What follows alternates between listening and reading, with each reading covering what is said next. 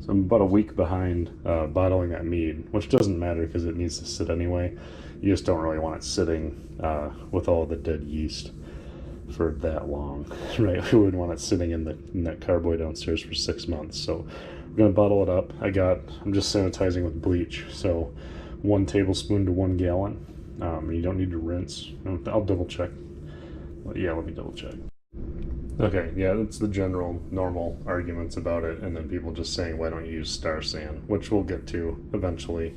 I need to look up a recipe for cider that I want to try out for the wife, so maybe when I go up to the homebrew store, now that they're open again, to get nutrient and all that other stuff, because you need that with the cider, and you don't with the mead. Maybe I'll grab some Star San. In the meantime, people are saying that the bleach evaporates pretty quick if you drip dry this stuff. If not, you can do a hot water rinse if you're worried about flavor, but then other people say it doesn't impart any flavor. So my hot water heater's set to nuclear anyway, so once this stuff's done in about 15 minutes, we'll do a hot water rinse and then bottle up that gallon. Here's that gallon that's finished up. You know, it's gotten quite clear even in the last week. We still got some bubbles coming up, and part of this, the reason for using this bench is we're 50 inches from post outside to outside of those two posts. So we're gonna go ahead and I think there's bottles. These are about the tallest, and I'm gonna end up getting a lot of these, right? Because the wife likes the lemonade, and I like that I don't have to crimp it. You know, it's reusable. I've dropped them before and they don't break, so I think ideally we want about like that. So do that height, and 2x4 is 3.5 inches wide, so you know, you're looking at, that's about perfect, the width of a 2x4. But we'll have to account for this going in. So, whoops, goodbye tape measure.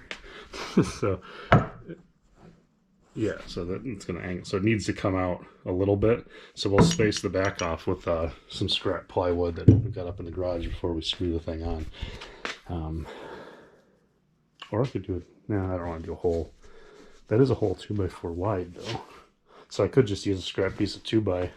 It's right there to space it out. Screw it into the rail, and then put a piece of plywood on the front. We'll do plywood, it's easier, and it won't split in half. So either way, I'm gonna stuff sanitized upstairs, or I'm not gonna rinse it until we get this shelf made. So I'll knock that out real quick, and we'll be back in a minute. Okay, I got this together with some wood glue and a few screws. It's enough to hold bottles up. So we'll screw it in through here, and once it's on the wall, we'll put this front plate on and give it a test. So this lip was a little more intrusive than I thought it would be. I put a little higher up than I originally thought too. So I just took a couple nuts from the garage and spaced this piece out. It's plenty strong, I think, for what we're doing, but I think I'm gonna get some kind of wedge to put in here that'll kind of like fold it out just a little bit. So with our largest bottle, we're sitting like that, and that's fine. It sits flat, it's not gonna go anywhere. These stubby ones look fine, and then the tall ones, you know, they're good. So there's a piece of wood, so it's not perfect, but yeah. So now I'll be able to line up all my bottles, get my siphon going, and just go from one bottle to the next. This little channel will let it drain if there's some kind of a disaster, so I'm not trying to vacuum and sop mead out of wood. So that in mind, I probably should do some kind of coating on this. Today we won't worry about it because I don't want to wait for it to dry just to bottle things up. So we'll go get everything out of the sink and rinse it, and try bottling this gallon up and see how it goes. Anyways, I put down paper towels because it came to mind that an old moving blanket is probably not very sanitary either. So I think a good idea is going to be to find some kind of paint, right? Something that'll be easy for us to wipe down before we set things on it. And then we can just paint the top and this with whatever it is to kind of keep liquids from soaking into the wood, things like that. So, but it's another day, another time. I got a bathroom and a car to do, and this won't be done for at least a month. But I think we would want things nice and painted before that's done. So maybe I'll look into it sooner rather than later, but certainly not this week. For crimping, right? I'm just picking them up, put them in my little work area. These are already sanitized. And then this, right, when you pull it down, it holds the bottle and it brings that cup down, and that cup just pushes these fingers closed, right? They're already look like that. And then that little seal on the inside is what seals in the top of the bottle. So step one is look at how, right? So that's as far down as the handles go. You start pushing down, that's when people break bottles and do kinds of crazy stuff. You're just crimping it on there, you're gonna go nuts. So when this is apart, it's got a little magnet, right? And then you just gotta line it up with the bottle. Like that. And it'll come together, and you can feel right about there is where it grabs the neck and it's gonna push it down, and you'll feel it kind of pop. Doop, right there. Now it's crimped. I don't need to push down. I just need to get these level. Yeah, and that's, yeah, it's sealed up. It'll be good. Just gonna do the rest of them. So we got these all bottled up, and we got Floaty McGee, the last one that sucked up a bunch of orange rind parts. We'll take him up, put him in the fridge, and have him after work tonight.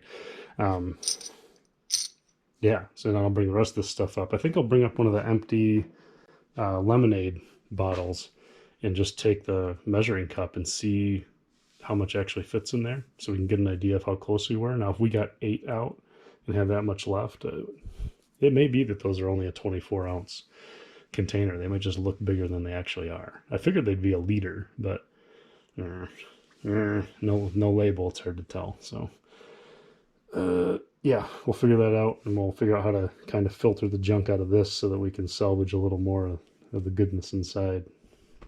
So this will be close enough, right? 4-ounce increments in a big Pyrex.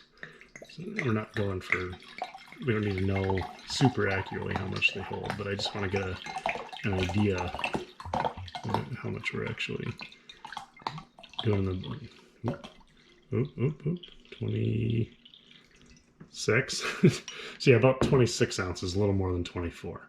So if we get 8, we got 8 out of it, we're going to get at least a 1/9, which would cover that 2 ounce times 4 and 8 ounces. So if we get a whole nother bottle out of it, we'll actually be ahead of where we normally were. Because normally I'd fill these 4 up and I'd be like, oh, there's a bunch of sediment and crap, I'm going to leave it.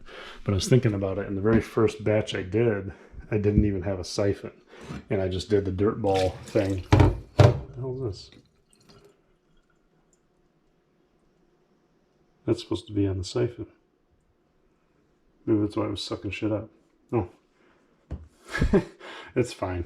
Anyway, yeah, the very first batch of meat that I did, I didn't have a siphon, I didn't have anything. I was like, well, it's done and I want to see what it's like. So I poured it from container to container like you're not supposed to. And really, you shouldn't do that because it aerates it, right? But if we're going to drink it immediately instead of let it age, it's not a big deal.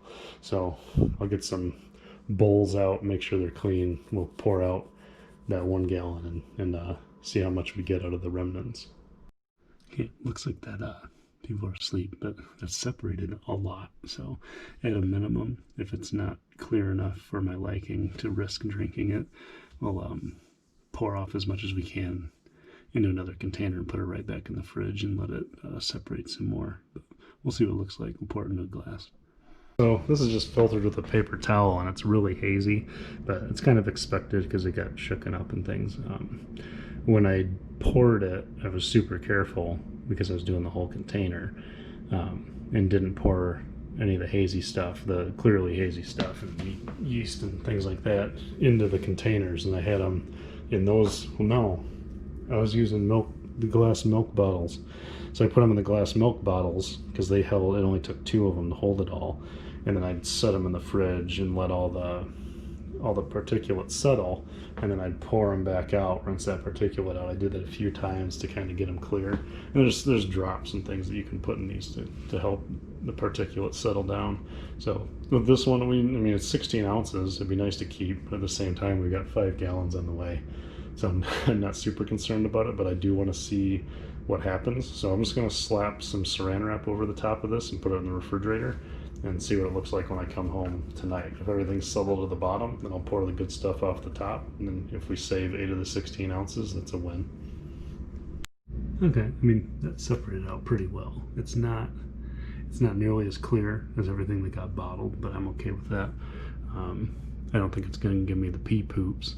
So it'll be a good opportunity to give it a taste to make sure that it turned out right. And that's actually enough that if that tastes fine, then I'm not going to bother opening that. I'd rather let that age.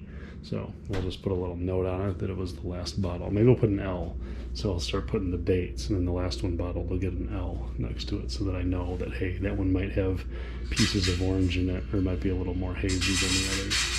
But yeah, pretty good day.